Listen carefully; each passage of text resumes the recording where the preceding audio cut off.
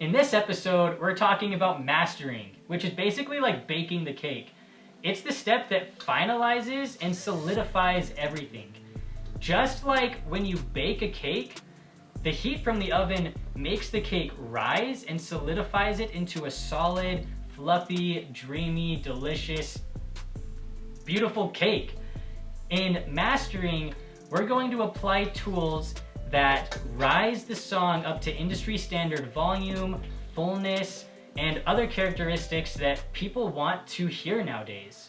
So have you ever been listening to your favorite old song and you find yourself having to turn up the volume really loud?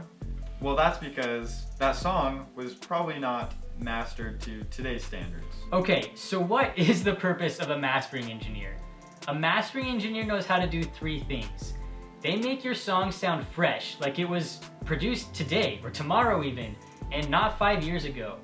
Second, they make your song meet all of the industry standards that Spotify and Apple Music and all the other streaming services need your song to be at, as far as volume and how full it sounds and other things like that. The third and last thing that a mastering engineer does is they just make subtle edits that make your song stand out amongst other music in the same genre that you're in.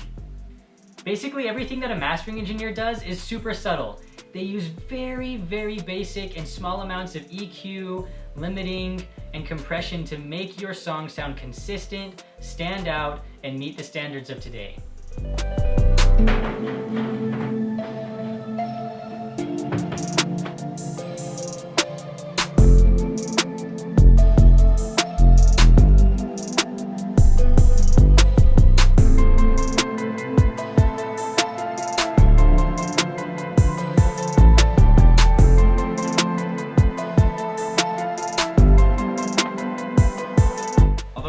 Easy to do, mastering actually takes years of experience and a trained ear to get the right sound.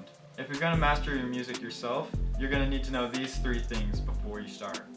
So first, you're going to need to know the standards of the big music streaming services such as Apple Music and Spotify. Second thing you're going to need to know is how to make your song stand out from the rest without making it too different. The last thing you're going to need to know is how to make your song sound like it was released tomorrow.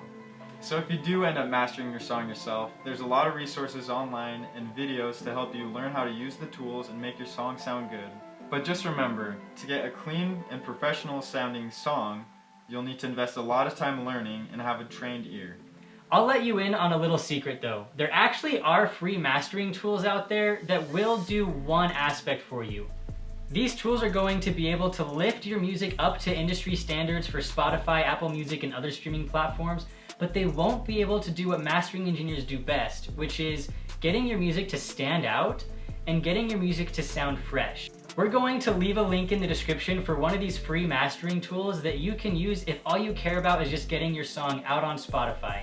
In the next episode, we're going to talk about how you release your finished song and actually enjoy the thing that we've just created. We're going to do that while we eat some cake.